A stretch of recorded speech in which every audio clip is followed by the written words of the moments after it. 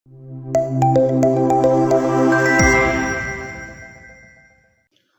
everyone, I welcome you all to our official YouTube channel of BMD College of Education. So we are moving forward to continue our subject Contemporary India and Education. We have already done Unit 1 के subtopic 4 पहले की video में. Now we have Unit 1 subtopic 5 which is Directive Principles. इसके 3 important article हैं जो हमारे syllabus में भी हैं, वो है Article 41, 45 and 46 as you can see here. तो आज के हम इस वीडियो में पढ़ेंगे कि डीपीएसपीज़ का मतलब क्या होता है, ये हमारे लिए क्यों ज़रूरी है, इसका उद्देश्य क्या है और ये 3 जो आर्टिकल हैं इसमें क्या क्या चीज़ें मेंशन की गई है. तो चलिए शुरू करते हैं. First of all we have meaning and nature of directive principles. The directive principles of state policies are included in Part 4 of the Indian Constitution. हमारे संविधान के भाग 4 में अनुच्छेद 36 से लेकर 51 तक, आर्टिकल 36 to 51 तक हमारे DPSPs का मेंशन किया गया है. These principles aim to establish social and economic democracy. इसका उद्देश्य है भारत में सामाजिक और आर्थिक लोकतंत्र की स्थापना करना. हमारे समाज में, हमारे राज्य में, हमारे भारत में सामाजिक और आर्थिक लोकतंत्र की स्थापना करना डीपीएसपी का एक सबसे प्रमुख उद्देश्य माना जाता है. डॉक्टर BR अम्बेडकर के अनुसार निर्देशात्मक सिद्धांतों का उद्देश्य है कल्याणकारी राज्य की स्थापना करना, और स्पेशली डॉक्टर BR अम्बेडकर ऐसा मानते हैं कि डीपीएसपी इसका उद्देश्य है, इसका मोटिव है हमारे समाज में कल्याणकारी राज्य की स्थापना करना. They are instructions to the legislature and executive for governance. ये शासन के लिए विधायिका और कार्यपालिका को दिए गए निर्देश हैं. हमारी एग्जीक्यूटिव और लेजिस्लेचर को जो इंस्ट्रक्शंस दिए जाते हैं वो डीपीएसपीज़ के थ्रू दिए जाते हैं, जिसको वो अच्छे से फॉलो करके एक कल्याणकारी राज्य की स्थापना कर सकें. निर्देशात्मक सिद्धांत न्यायालय में परिवर्तनीय नहीं है परंतु शासन के लिए मौलिक हैं. यानी ये बहुत ज़्यादा इम्पॉर्टेंट है, काइंड ऑफ फंडामेंटल राइट के समान ही अगर हम माने तो ये हैं, क्योंकि ये हमारे समाज को अगेन एक कल्याणकारी राज्य की स्थापना करने में हेल्प करता है, हमारे समाज को सामाजिक और आर्थिक लोकतंत्र प्रदान करता है. उसके बाद कुछ हमारे पास 2 थिंकर्स हैं, इनका क्या पॉइंट ऑफ व्यू है डीपीएसपीज़ पे ये पढ़ लेते हैं. पहला तो आप सभी जानते होंगे कि डॉक्टर BR अम्बेडकर और दूसरे थे MC चावला. तो पढ़ लेते हैं एक एक करके कि इनके क्या पॉइंट ऑफ व्यूज़ हैं. Dr. BR Ambedkar stated that directive principles are specially designed to establish social and economic democracy in India. He described them as instruments of instructions given to the legislature and executive for governance. यानी कि doctor BR Ambedkar के अनुसार निर्देशात्मक सिद्धांत भारत में सामाजिक और आर्थिक लोकतंत्र की स्थापना के लिए बनाए गए हैं. उन्होंने इन्हें विधायिका और कार्यपालिका को दिए गए संबंधी निर्देशों का साधन बताया. हमने ये 2 चीज़ें पहले ही पढ़ ली कि डॉक्टर BR अम्बेडकर का ये मानना था कि जो हमारे निर्देशात्मक सिद्धांत हैं ये भारत में सामाजिक और आर्थिक लोकतंत्र की स्थापना करते हैं, और दूसरा ये हमारी कार्यपालिका और विधायिका को दिए गए निर्देश हैं. Then we have MC Chawla. MC Chawla ji क्या कहते हैं ये पढ़ते हैं हम. MC Chawla observe that by implementing the DPSPs India would become a heaven on earth. He emphasized that these principles guide the future actions of the legislature and executive. MC Chawla के अनुसार यदि निर्देशात्मक सिद्धांतों को सही ढंग से लागू किया जाए तो भारत धरती पर स्वर्ग बन सकता है. उन्होंने कहा कि ये सिद्धांत विधायिका और कार्यपालिका के भविष्य के कार्यों को मार्गदर्शन देता है. उन्होंने बोला कि अगर हम DPSPs का सही तरीके से इस्तेमाल करेंगे तो हम जो भारत है उसको धरती पर स्वर्ग बना सकते हैं. और दूसरा उन्होंने कहा कि फ्यूचर में जो हम अपने लेजिस्लेशन और एग्जीक्यूटिव को पावर्स दे सकते हैं, उनको जो हम गाइडेंस दे सकते हैं वो हम अभी दे सकते हैं DPSPs के थ्रू. हमें फ्यूचर का वेट ही नहीं करना पड़ेगा. Now we have purposes of directive principles. हमने जब इंट्रोडक्शन पढ़ा था तो सिर्फ एक हमने पर्पस पढ़ा था कि समाज में कल्याणकारी राज्य की स्थापना करना. ठीक है, अब हमारे पास टोटल 4 उद्देश्य हैं कि डीपीएसपी के 4 क्या प्रमुख उद्देश्य हैं। पहला है to provide economic and social justice, सभी नागरिकों को सामाजिक और आर्थिक न्याय प्रदान कराना। फिर है to guide the government while framing laws and policies, कानून और नीतियाँ बनाते समय सरकार का मार्गदर्शन करना। जब भी सरकार कोई कानून या नीतियाँ नागरिकों के लिए बना रही हैं तो उसको सही मार्गदर्शन देना और ये बताना कि उनके जो नागरिक हैं उनके लिए क्या चीज़ सही है हो सकती है और क्या चीज़ गलत हो सकती है। ये प्रॉपर गाइडेंस देना डीपीएसपी का एक दूसरा प्रमुख उद्देश्य है। तीसरा है राजनीतिक लोकतंत्र के साथ साथ सामाजिक और आर्थिक लोकतंत्र की स्थापना करना। एज वी ऑलरेडी नो कि पॉलिटिकल डेमोक्रेसी तो है, बट साथ ही साथ social and economic democratic country हम कैसे बना सकते हैं। It is all possible just through the help of DPSPs. Then we have to act as moral guidance for the state, राज्य के लिए नैतिक दिशा निर्देश के रूप में कार्य करना। फिर हमारे पास आता है importance of directive principles. Simple सी बात है, हम डायरेक्टली इनडायरेक्टली ये समझ पा रहे हैं कि डीपीएसपीज हमारे लिए क्यों इंपॉर्टेंट है, क्योंकि अभी हमने उसके 4 उद्देश्य पढ़े हैं। अब आप सोचो कि चारों उद्देश्य हटा दे तो हमारा जो राज्य है, हमारा जो समाज है, कहीं ना कहीं अधूरा लगेगा। तो अब हम पढ़ते हैं कि इसका जो महत्व है वो कितना ज़्यादा है, इसको अगर हम इम्प्लीमेंट करते हैं अपने कंट्री में तो ये कितना ज़्यादा प्रभावशाली होता है। Support of public opinion, these principles enjoy public support, जनमत का समर्थन, इन सिद्धांतों को जनता का समर्थन प्राप्त है। यानी कि ऐसा नहीं कि हमारे देश की जो जनता है वो इस डीपीएसपीज का फंडामेंटल राइट्स एंड ड्यूटीज़ का विरोध कर रही है, नहीं, they all are supporting the directive principles of state policies, जो कि बहुत बड़ी बात है कि अब हम कह सकते हैं कि हमारी जो जनता है वो एजुकेटेड है और उनको सबके बारे में सारी चीज़ों का ज्ञान है। फिर आता है educational values, they educate future generations about constitutional ideals, शैक्षिक महत्व, ये भावी पीढ़ियों को संवैधानिक आदर्शों से अवगत कराता है। हमारी आने वाली जनरेशन है उसको क्या कहते हैं कॉन्स्टिट्यूशनल आइडियल्स देना, उसको जो उसका कॉन्स्टिट्यूशन हमारे भारत का संविधान बन चुका है उसका क्या महत्व है, वो हमारे लिए क्यों ज़रूरी है और उसमें कौन कौन सी चीज़ें मेंशन है, ये सारी चीज़ें हम डीपीएसपीज के थ्रू हम किसी को बता सकते हैं और किसी को समझा सकते हैं। आज के टाइम पे तो हमको पता है, बट हो सकता है आगे आने वाली हमारी जो जनरेशन है they don't know that much importance of our constitution. तो अगर डीपीएसपी रहेगा तो वो हमारे कॉन्स्टिट्यूशन का जो महत्व है, इंपॉर्टेंस है, वो और अच्छे से जान पाएंगे, इसीलिए ये इम्पॉर्टेंट है। तीसरा इंपॉर्टेंस आता है useful moral prospects, they acts as moral principles for governance, ये शासन के लिए नैतिक सिद्धांत प्रदान करते हैं। जैसे कि रूल बुक तो है हमारे पास कॉन्स्टिट्यूशन, बट एक होता है कि मॉरली आप किसी को बोलो कि that you have to do these things for our Indian citizens. तो जो डीपीएसपीज है ये हमारे कार्यपालिका और विधायिका को वैसे ही मॉरल इंस्ट्रक्शंस देता है जब भी वो लोग कानून बनाते हैं, जब भी वो लोग नीतियाँ बनाते हैं। फिर आता है न्यायालयों के लिए मार्गदर्शक, न्यायालय कानूनों की व्याख्या में इनका सहारा लेता है। जब भी हमारा जो कोर्ट है, न्यायालय है, वो कानून की व्याख्या करने बैठता है, कानून हमारा पूरा लॉ खोल के उसका डिस्क्रिप्टिव निकालने बैठता है, तो उसको हमेशा डीपीएसपी की हेल्प चाहिए होती है, इसीलिए ये ज़रूरी है। फिर फिफ्थ आता है guidelines for government, they guide union and state governments, ये केंद्र और राज्य सरकारों को गाइड करता है और गाइड भी स्पेशली तब करता है जब कानून और नीतियाँ बनाने का सवाल आता है। फिर आता है ideal of welfare state, proper implementation leads to a welfare state, सही क्रियान्वयन से भारत कल्याणकारी राज्य बन सकता है। अब भारत से पहले अगर हम एक इंसान का एग्जाम्पल लेके चलें तो कोई एक इंसान है जिसको कहीं भी जाना है या फिर किसी भी एग्ज़ाम की प्रिपरेशन करनी है, अगर हम उसको सही गाइडेंस प्रोवाइड करा देंगे तो वो बहुत जल्दी अपने लक्ष्य को अचीव कर पाएगा, अपने गोल को अचीव कर पाएगा और बहुत ही सही डायरेक्शन में जा पाएगा। तो ऐसे ही जो हमारा भारत है उसको डायरेक्शन देने का काम डीपीएसपीज कर रहे हैं, जिसके थ्रू हमारा जो राज्य है वो एक कल्याणकारी राज्य बनने की कगार पर आ चुका है और बन भी चुका है। और इसीलिए डीपीएसपी ज़रूरी है क्योंकि ये सबसे बड़ी बात गाइडेंस प्रोवाइड करा रहा है सेंट्रल और स्टेट गवर्नमेंट को। फिर है आर्थिक लोकतंत्र की नींव, foundation of economic democracy, they complete the triangle of democracy, ये लोकतंत्र के त्रिकोण को पूरा करता है। नाउ कैसे लोकतंत्र के त्रिकोण को पूरा करता है, देखो पॉलिटिकल डेमोक्रेसी थी हमारे पास, ठीक है, इसके आने से क्या हो गया है, कौन कौन सी डेमोक्रेसी बढ़ी है,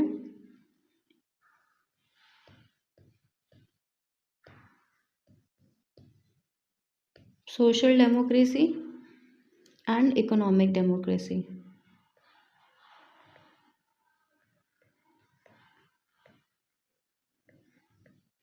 as we all know economy हमने पढ़ भी लिया है कि जो डीपीएसपी है वो सामाजिक लोकतंत्र और आर्थिक लोकतंत्र की स्थापना करता है, और राजनीतिक लोकतंत्र तो हमारे पास पहले से था। तो ये तीन मिलके एक त्रिकोण, एक ट्राइंगल की स्थापना करते हैं।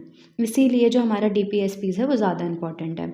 फिर आता है डायरेक्टिव प्रिंसिपल्स के article. Now we have three most important articles, article 41, article 45 and article 46। चलिए, अनुच्छेद 41।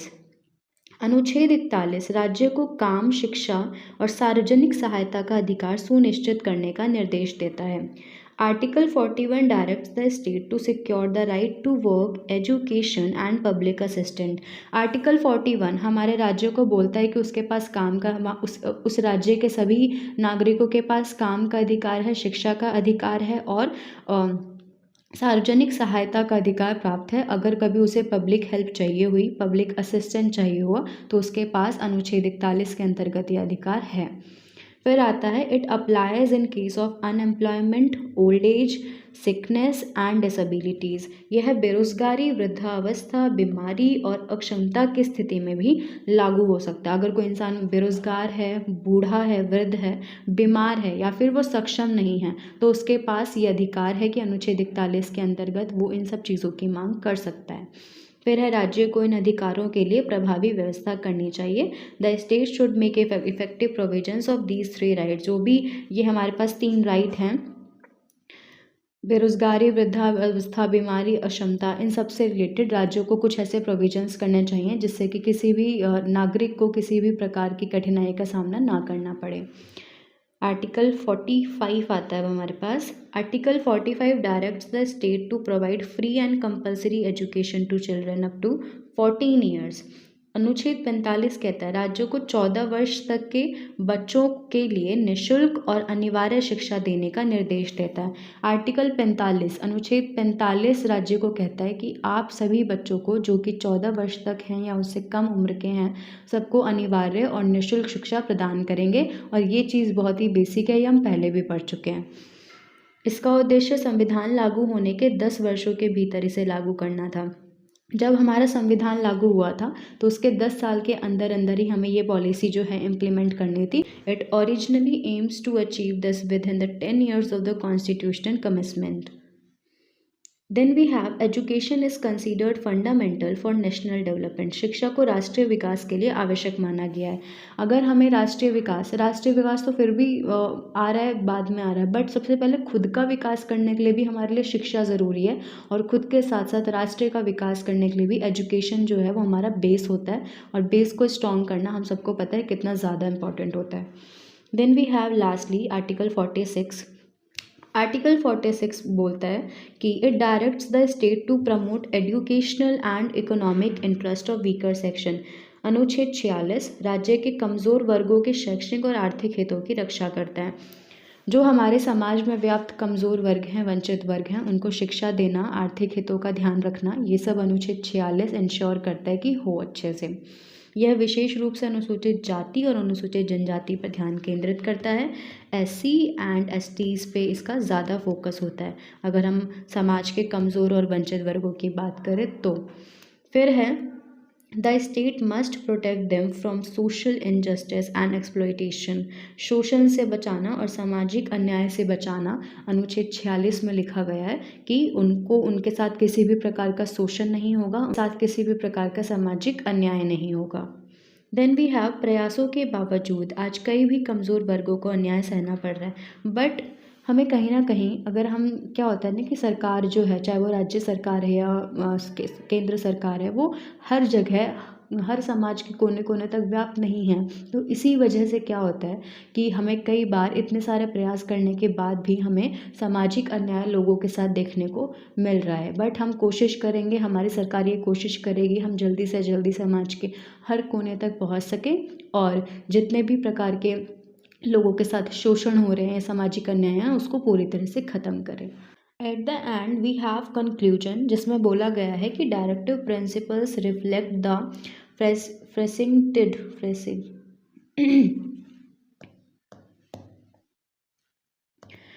Eight the end we have conclusion, जिसमें बोला गया है कि निदेशात्मक सिद्धांत संविधान निर्माताओं की दूरदर्शी सोच को दर्शाता है। यानी कि जो हमारे कॉन्स्टिट्यूशन मेकर थे उन्होंने directive principles of state policy add किया, जिससे हमें पता चलता है कि उन्होंने सिर्फ उसी के उस समय के सिचुएशन को ध्यान में ना रखते हुए बल्कि आगे की वर्तमान पीढ़ियों का, वर्तमान जो आने वाली स्थितियां हैं उन सबको ध्यान में रखते हुए आज से कई साल पहले जब हमारा संविधान बन रहा था तब जाकर DPSPs को ऐड किया, जो कि उनके दूरदर्शी सोच को दर्शाता है। इसका उद्देश्य एक न्यायपूर्ण, समान और कल्याणकारी राज्य की स्थापना करना था। यद्यपि यह न्यायालय में परिवर्तनीय नहीं है, फिर भी शासन के लिए अत्यंत महत्वपूर्ण है। तो ये थे आज की हमारी वीडियो। अब हम आते हैं कुछ इंपॉर्टेंट PYQs पे, ठीक है, जो कि ऑब्जेक्टिव टाइप है। फिर हम आएंगे 16 मार्क्स क्वेश्चन पे। पहला क्वेश्चन है, directive principles of state policies are contained in which part of the Indian constitution. हमने इंट्रोडक्शन में ही पढ़ा था, तो ये पार्ट 4 में है। This is a part 4। Hindi में भी लिखा गया, जो बच्चे हिंदी में पढ़ना चाहें वो हिंदी में पढ़ सकते हैं। फिर है, which article declares the DPSPs are fundamental in the governance of the country. ऐसा कौन सा हमारा अनुच्छेद है जो निदेशात्मक सिद्धांतों को शासन के लिए मौलिक घोषित करता है? तो अनुच्छेद 37 है। हमने जब स्टार्टिंग में कुछ पॉइंट्स पढ़े थे तो उसमें हमने ये पढ़ा था कि हमारे लिए जो हमारे DPSPs हैं वो मौलिक हैं। क्वेश्चन 3 आता है, which directive principles deal with the right to work and public assistant. कौन सा निर्देशात्मक सिद्धांत काम का अधिकार और सार्वजनिक सहायता से संबंधित है? तो अनुच्छेद 41 हमने पढ़ा है कि ये हमारे काम के अधिकार और हमारे शिक्षा से संबंधित है, सार्वजनिक सहायता से संबंधित है। फिर आता है क्वेश्चन नंबर 4, संविधान का अनुच्छेद 45 किससे संबंधित है? तो आप यहाँ पे आंसर दे सकते हैं निःशुल्क और अनिवार्य शिक्षा। ऐसा कोई भी क्वेश्चन नहीं है जिसके आंसर्स ऐसे हो कि मैंने आपको पढ़ाया नहीं हो। They all are related to this particular sub topic only. Then we have question number 5, अनुच्छेद 46 राज्य को किनके हितों का बढ़ावा देने के लिए बोलता है? Article 46 directs the state to promote the interest of, किसके इंटरेस्ट की बात करता है? वुमेन्स की, माइनॉरिटीज़ की, वीकर सेक्शन की और इंडस्ट्रियल वर्क की। तो ये स्पेशली किस पे फोकस कर रहा है? SC ST, यानी कि जो हमारे समाज के कमज़ोर वर्ग हैं स्पेशली उसकी बात करता है। ठीक है, नाउ वी हैव 16 मार्क्स वाले लॉन्ग आंसर्स जो हमारे BEd एग्जामिनेशन में भी आएंगे। तो ये सारे क्वेश्चंस हैं, ये आप इनको रीड आउट कर लेना। आप चाहे तो स्क्रीनशॉट भी ले सकते हैं। चलो रीड आउट कर लेते हैं एक बार। Explain the meaning, nature and importance of directive principles of state policies. ये थोड़ी सी मिस राइटिंग हो गई है। राज्य के नीति निर्देशक सिद्धांत आएगा, निर्देशक बाद में आएगा, तो आप इसको थोड़ा मैनेज कर लेना। सेकेंड क्वेश्चन है, discuss the purpose of directive principles of state policies and explain their role in establishing a self welfare state in India. Question 3 आता है, directive principles are non justiciable yet fundamental in governance, explain this statement. हम ये statement बहुत बार पढ़ चुके हैं कि जो नीति निर्देशक सिद्धांत है वो न्यायालय में परिवर्तन नहीं है बट शासन के लिए मौलिक है। तो आपको उसको एक्सप्लेन करना होगा सारी चीज़ें बता के। देन वी हैव 16 मार्क्स वाले लॉन्ग आंसर क्वेश्चंस। आप इन सब का स्क्रीनशॉट ले लेना एंड रीड आउट कर लेना। इन सब के आंसर्स मैंने मेंशन नहीं करे हैं क्योंकि फिर बहुत लॉन्ग वीडियो हो जाती। आप जिन सबको भी इन क्वेश्चंस के आंसर चाहिए वो आप मेरे को कमेंट सेक्शन में बता देना, मैं आपको प्रोवाइड करा दूंगी। फॉर नाउ चलो हम एक बार क्वेश्चंस रीड कर लेते हैं कि यह है क्या। Explain the meaning, nature and importance of directive principles of state policies. अर्थ, स्वरूप और महत्व बताना है। हमने ये तीनों ही अपने इस वीडियो में कर लिया है। बाकी जिनको नहीं आता है आंसर, जिनको थोड़ी सी प्रॉब्लम हो रही है, वो आप कमेंट सेक्शन में पूछ लेना। फिर आता है, discuss the purpose of directive principles of state policies and explain their role in establishing a welfare state in India. Question 3 है, directive principles are non justiciable yet fundamental in governance, explain this statement. 4th question आता है, describe article 41, 45 and 46 of the Indian constitution with special reference to education. Question number 5th है, critically examine the role of directive principles in promoting social and economic justice in India. Question 6 है, explain the views of Dr. B.R. Ambedkar and other thinkers on directive principles of state policies. Question 7 है what steps have been taken by the Indian government to implement directive principle of state policies explain. और question 8 है evaluate the educational provisions under DPSPs। Question 9 है DPSPs act as moral and political guidelines for the state justify. And then we have question number 10 explain the importance of DPSPs in strengthening the democracy in India. ये सभी के answers आप लोग 16 marks के according लिखना, ठीक है। एक स्ट्रक्चर्ड अपना आंसर प्रिपेयर करना कि पहले इंट्रोडक्शन करना है, फिर उसका मेन जो पॉइंट पूछा गया है फिर वो लिखना है और देन कंक्लूजन पे आना है। क्योंकि 16 मार्क्स है, अगर आपको अच्छे नंबर चाहिए, अच्छा स्कोर करना है तो आप उस यही स्ट्रक्चर के अकॉर्डिंग अपना आंसर लिखना। कहीं भी कि पहले आपने उद्देश्य लिख दिया फिर आप बाद में उसका परिचय लिख रहे हैं फिर कंक्लूजन लिख रहे हैं, ऐसे तो नहीं मिलेगा। बाकी आंसर्स चाहिए तो just tell me in the comment section. That's all for this video. Thank you so much for watching me.